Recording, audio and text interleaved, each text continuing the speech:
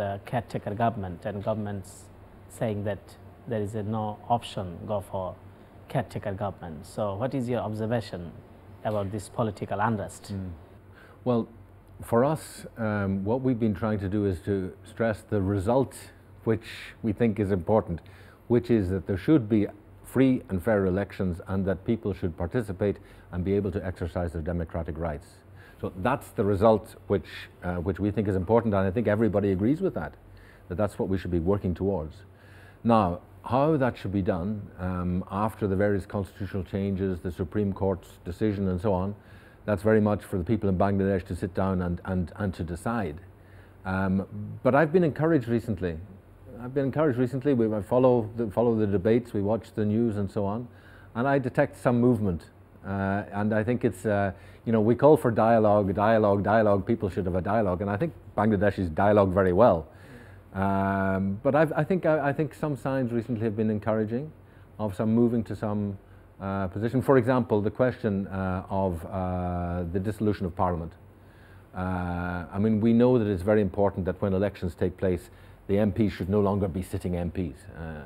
So that, I think, is perhaps an important step, and I would continue. We will watch it. We will encourage people to move towards the result. Yeah, as ambassador and as diplomat, you serve many parts of the world, Latin America, Africa, I think Middle East.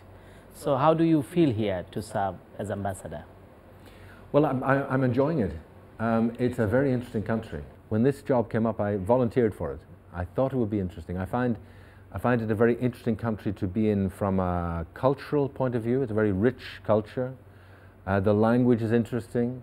The music is very. I like the language and music. The art. It's an interesting place to be, and I find connections. You might be surprised. I come from Ireland, but I find connections. I was listening to the music, the singing here, and then I was back in my own country in Ireland over the summer listening to traditional Irish music, and there are a lot of connections. There's connections between the poetry of Tagore and the poetry of Yeats, and the two knew each other, and Yeats played an important role in that, and Tagore got the Nobel Prize in 1913, Yeats in 1924.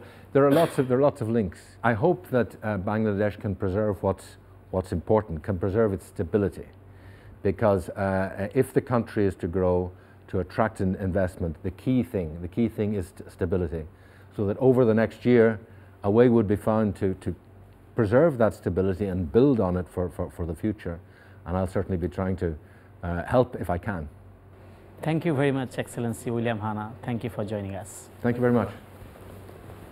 Thank you.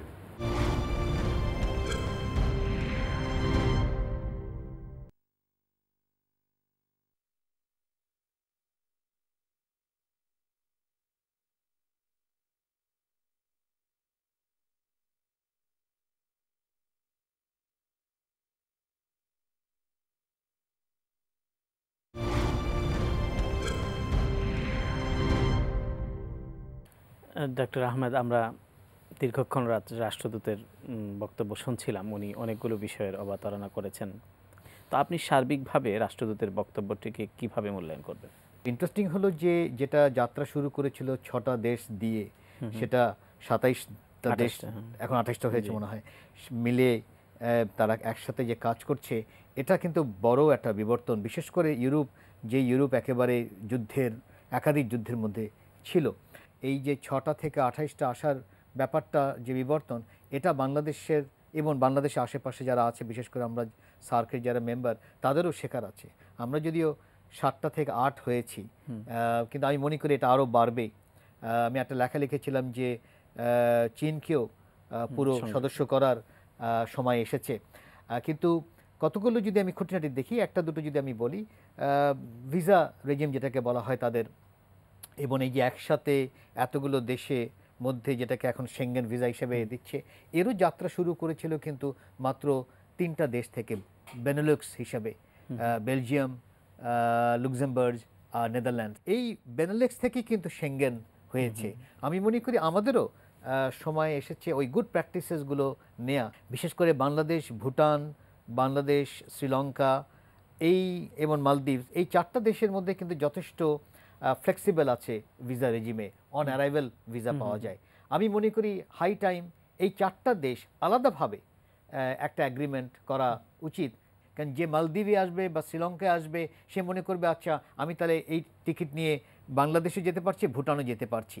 এই যে 4টা দেশ, পারস্পরিক যোগাযোগটা আরো বৃদ্ধি পাবে। এবং হ্যাঁ এই 4টার গুড এক্সাম্পলই তখন অন্য দেশগুলোকে প্রেশার করবে। আমরা সবসময় মনে করি যে একসাথে 8টা দেশ সব কিছু মানতে হবে ইত্যাদি। আরেকটা জিনিস খেয়াল রাখতে হবে যে ইউরোপ পুরো গোষ্ঠী হিসেবে লো বার্থ যেটাকে বলা হয়, তাদের পপুলেশন কমে আসছে এবং সেখানে একটা স্পেস তৈরি হয়েছে স্কিলড ওয়ার্কার্সদের ব্যাপারে।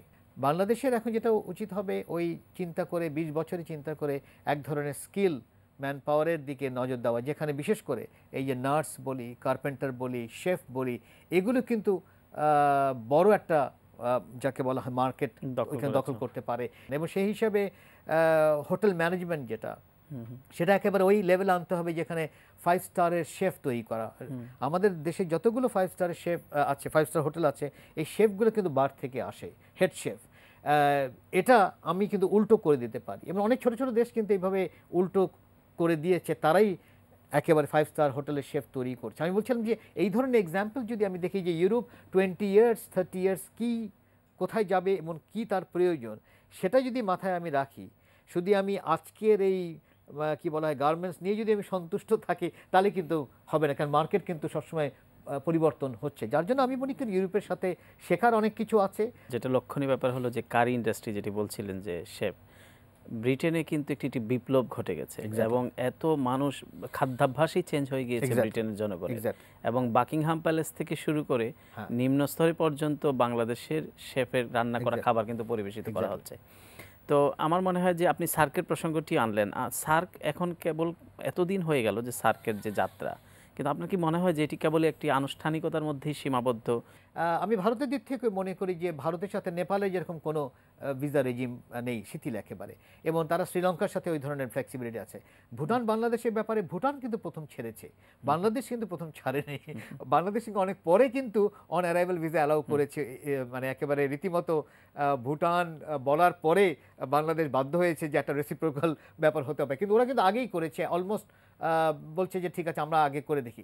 তো আমার কথা হচ্ছে আমি যদি গুড প্র্যাকটিসগুলো দেখাতে পারি, ঠিক একইভাবে কিন্তু বাংলাদেশ শ্রীলঙ্কাও তাই দেখা গেছে যে ওদের লোকরা এখানে আসলে ভিসার কোনো ঝামেলা না, আমরা ওখানে গেলে কোনো ঝামেলা হয় না। আস্তে আস্তে এই যে 1 সপ্তাহের ভিসা, 2 সপ্তাহ, 3 মাস, 6 মাস করতে করতে করতে যখন দেখা যাবে যে না এই আদান প্রদানে একটা ইকোনমিক বেনিফিট আছে প্রচণ্ডভাবে, তখন দেখা যাবে যে 4টা দেশই বলবে যে ঠিক আছে আমরা একটা লেভেলে এই লেভেলে আছি, এখন আরেকটা লেভেলে যাই। এই ধরনের চিন্তাগুলি কিন্তু আমি সার্কের মধ্যে আনতে পারছি না, এটা একটা লিমিটেশন। সেই হিসাবে আমি মনে করি যেহেতু পারছি না, থেমে থাকলে কিন্তু চলবে না। এখন যদি মনে করি যে না আস্তে আস্তে 50 বছর পরে আসবে, তখন ওই একটা সুনীল গঙ্গোপাধ্যায়ের কবিতা আছে সুনীলের, নাদের আলী আমি আর কত বড় হব, 33 বছর তো পার হয়ে গেল। তো এখন এই যে নাদের আলী আমি আর কত বড় হব, এই অপেক্ষা না করে আমি মনে করি ইউরোপিয়ান ইউনিয়নের যে গুড প্র্যাকটিসেসগুলো দেখা, যে কিভাবে সেঙ্গেনটা আসলো, কিভাবে তারা কোল আর স্টিল থেকে একটা ইউরোপিয়ান করলো, কিভাবে ছোট্ট একটা হিউম্যান রাইটস ইস্যু থেকে তারা একেবারে চার্টার হিউম্যান রাইটসের করলো, কিভাবে একটা কি বলে ইউরোপিয়ান পার্লামেন্ট তৈরি, এই যে প্র্যাকটিস গুড প্র্যাকটিসগুলো, সেখানে কিন্তু অনেক কিছু শেখার আছে। এবং বেশিরভাগই আমি মোটামুটি যদি আমি জেনারেলাইজ করি, ছোট থেকে শুরু করেছি, সব দেশ কিন্তু একসাথে হয়নি প্রথমে। আপনাকে অসংখ্য ধন্যবাদ আপনার আমাদের সঙ্গে এই আলোচনায় সম্পৃক্ত হওয়ার জন্য।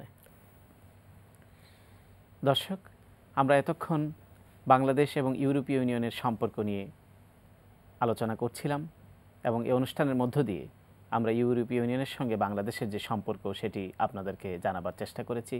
আশা করছি এই অনুষ্ঠানের মধ্য থেকে আপনারা বাংলাদেশ এবং ইউরোপীয় ইউনিয়নের সম্পর্কের একটি বিশ্লেষণ পেয়েছেন। আগামী অনুষ্ঠান দেখবার আমন্ত্রণ জানিয়ে আজকের অনুষ্ঠান এখানেই শেষ করছি। অসংখ্য ধন্যবাদ। খোদা হাফেজ।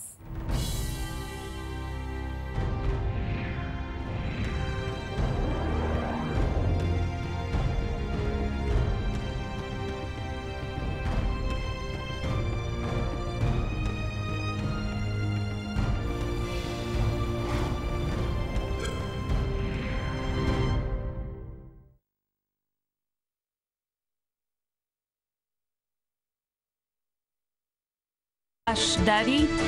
در یوتیوب با آدرس VOA افغانستان داری؟ و در صفحه اینترنتی توییتر